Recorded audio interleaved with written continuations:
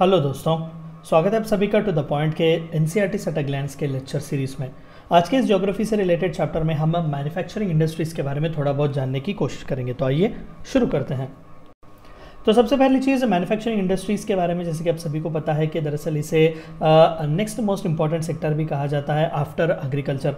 तो 17% जीडीपी को ये कंट्रीब्यूशन देता है और लगभग 2003 से 2013 तक के अगर हम आंकड़े देखें तो 9 से 10% ऑन एन एवरेज ग्रोथ हमें इस मैन्युफैक्चरिंग इंडस्ट्री में देखने को मिला हुआ है। तो जैसे कि आप सभी को पता है कि manufacturing industries are actually production of goods in large quantities after processing the raw material into more valuable products is called manufacturing. तो नो डाउट बहुत ही इंपॉर्टेंट से कंट्रीब्यूशन ये सेक्टर हमें देता है। इसका इंपॉर्टेंस भी आप देख लें, हेल्प्स इन मॉडर्नाइजिंग एग्रीकल्चर। जो रॉ प्रोडक्ट्स हम एग्रीकल्चर से लाते हैं उन्हीं को तो हम प्रोसेस करके बेचते हैं या फिर फर्दर पुश करते हैं, भले ही वो किसी दूसरे तरीके का रॉ मटेरियल या फिर फाइनल प्रोडक्ट भी क्यों ना। फॉर एग्जाम्पल हम अगर टेक्सटाइल्स की बात करें तो टेक्सटाइल में भी कहीं ना कहीं थ्रेड्स वगैरह जो है वो एग्रीकल्चर से ही हम देखते हैं वो बनते हैं, यानी कि अलग अलग कंपोनेंट्स है वो बनकर रॉ मटेरियल्स बनकर एक फाइनल गुड बनता है।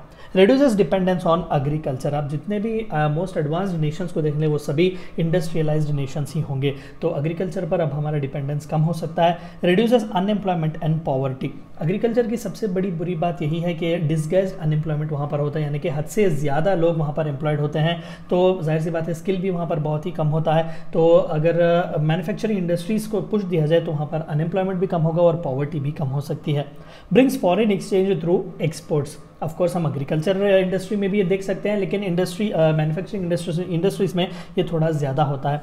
Industrialized nations are of course prosperous. जैसे कि मैंने कहा कि मोस्ट एडवांस्ड जितने भी नेशंस आप देखते हैं वो सभी सेकेंडरी सेक्टर या फिर मैन्युफैक्चरिंग इंडस्ट्रीज वहाँ पर बहुत अच्छी तरीके से फ्लरिश होते हैं। एंड सिमिलरली सिग्निफिकेंस की थोड़ा बहुत हम बात करते हैं। Manufacturing supplies the product which satisfied our basic needs, maintain our good health and ensure our safety and prosperity. बिल्कुल, manufacturing industry employs 3 out of 4 scientist and engineers on an average. Manufacturing industry spend 73% of all private research and development expenditure in the United States. तो आप देख सकते हैं US जैसा एक ultra advanced country भी 73% जो रिसर्च एंड डेवलपमेंट पर पैसा कमाता है या फिर खर्च करता है वो मैन्युफैक्चरिंग इंडस्ट्रीज पे ही है। एंड 1996 से manufacturing accounted for 21% of the gross domestic product of the United States. तो आप देख सकते हैं एक यूनाइटेड स्टेट्स जैसा एक एडवांस कंट्री भी ज़्यादातर इसी पर डिपेंड होता है। तो अगेन जैसे कि हम बात करते हैं इंडस्ट्रियलाइजेशन की, तो अब तक जो है वो 4 टाइप ऑफ इंडस्ट्रियलाइजेशन हमें देखने को मिलेंगे। तो 1784 में सबसे पहली बार जब mechanization, steam power, weaving loom वगैरह का डिस्कवरी किया गया था तो वहाँ पर रेवोल्यूशनराइज किया गया था इंडस्ट्रियलाइजेशन का सबसे पहला फेज। तो that is actually called as industry 1.0। Then comes 1870 जहाँ पर इंडस्ट्री 2.0 की बात हम करते हैं। मास प्रोडक्शन, असेंबली, नए इलेक्ट्रिकल एनर्जी की मदद से और भी ज़्यादा प्रोडक्शन किया गया था, तो this was industry 2.0। Then comes the third one industry 3.0 जो कि 1969 में स्टार्ट किया गया था ऑटोमेशन, कंप्यूटर्स एंड इलेक्ट्रॉनिक्स के फील्ड में। अभी टुडे एज ऑफ 2020-21 जब हम बात करते हैं तो इंडस्ट्री 4.0 की हम बात कर रहे हैं, cyber physical systems, internet of things, networks वगैरह की।